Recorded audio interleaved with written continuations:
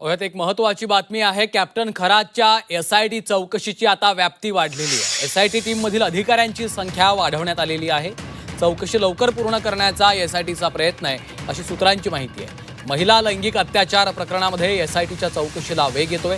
एकाच वेळी खरातच्या महिला लैंगिक अत्याचार, अन्य गुन्हे, कोट्यवधींची संपत्ती व्यवहारांची आणि संस्थांसंदर्भातील एसआयटी चौकशी सुरू आहे।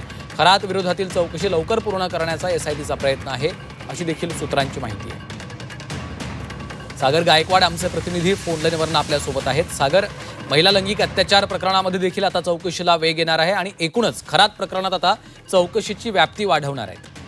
नक्कीच, खरं तर एसआयटी कडून आता हा तपास लवकर व्हावा यासाठी प्रयत्न केला जातोय। यासाठी आता एसआयटीची व्याप्ती जी आहे ती मोठ्या प्रमाणात वाढवली आहे। एसआयटीची टीम मधील जी अधिकाऱ्यांची संख्या 12 वर होती, आता ती वाढवल्याची माहिती जी आहे आपल्याला सूत्रांच्या मार्फत कळालेली आहे।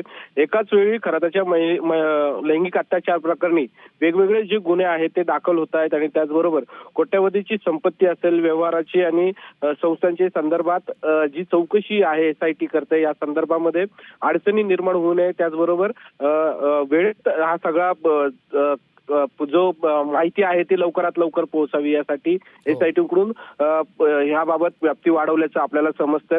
खरात विरोधात चौकशी लवकर पूर्ण करण्याचा देखील हा प्रयत्न जो आहे तो एसआयटी मार्फत करण्यात येतोय। यामुळे आता पाहिलं तर 6 दिवसाची पोलीस कोठडी सुनावण्यात आलेली आहे। त्यातले आता 3 दिवस संपलेले आहेत, 3 दिवस बाकी आहेत। 24 तारखेला पुन्हा एकदा न्यायालयासमोर खरातला उभं करणार आहेत। यामुळे आता कमीत कमी दिवसांमध्ये लवकरात लवकर सगळ्यात जी माहिती आहे ती लवकरात लवकर गोळा करायचं काम जे आहे ते करण्यात येतंय। शिर्डी असेल, त्याच बरोबर नाशिक ग्रामीण पोलीस असेल किंवा शहर पोलीस असेल, हे सगळे पोलीस मिळून ही सगळी चौकशी जी आहे ती करतायत।